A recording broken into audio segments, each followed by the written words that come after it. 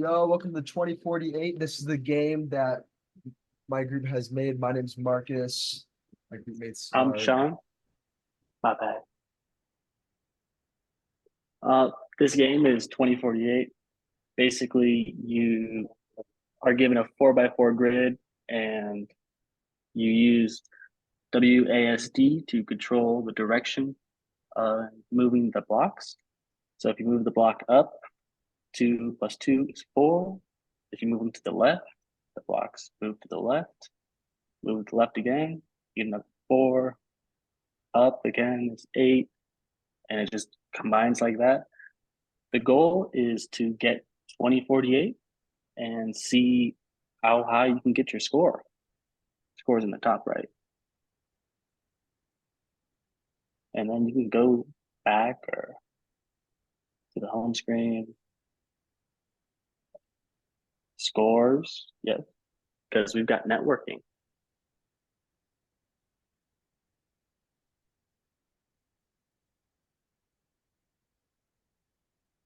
Yep, so that's our 2048 game.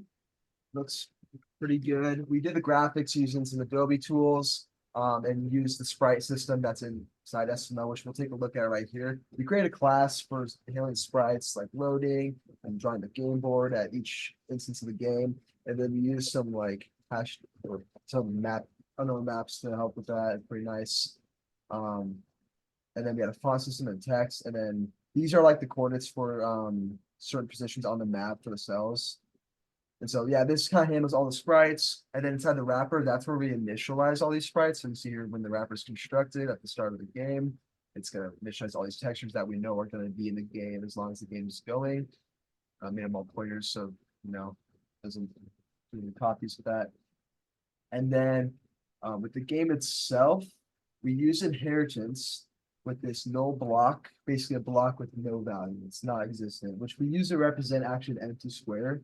So technically there's actually 16 blocks on the game at all time, but a lot of them are no blocks. So basically roughly formatting for the value block, which inheritance from the no block.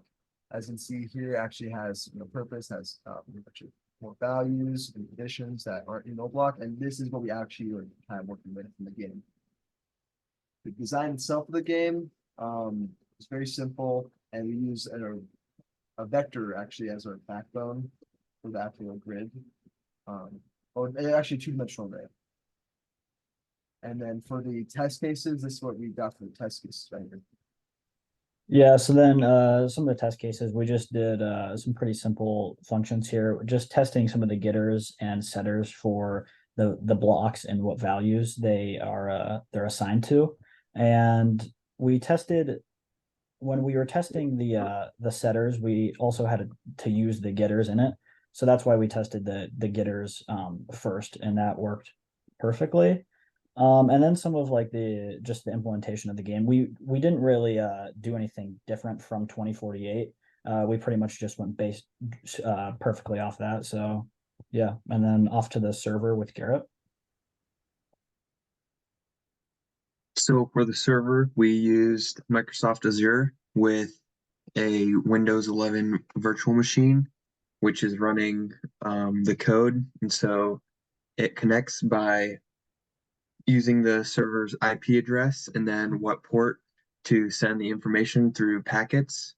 And so first, the game would send a packet with either 0 or a 1. And so if it's a 0, that means it's going to send another packet with the actual score. So it can store the score in the high score CSV file.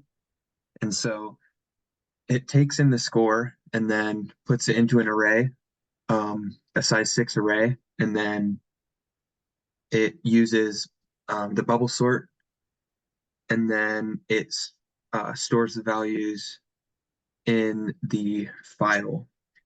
And then if it first receives a 1, that means the game is requesting the scores to show on the high score list.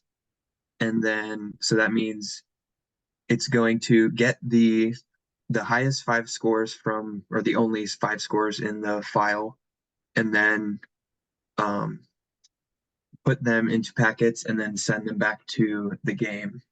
And with the test code, if we run that, we can see that the code actually connects to the server.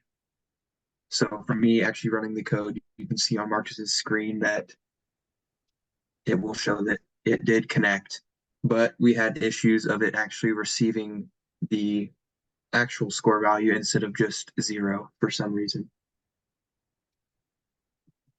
Yep, as you can see, we got the network connection working, and so that's a cool little feature for our game.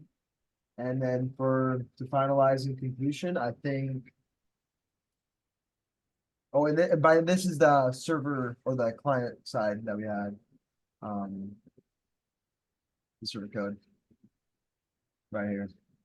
So that communicates with the Azure server that we have. Get that network connection. And that is our 2048 game right here.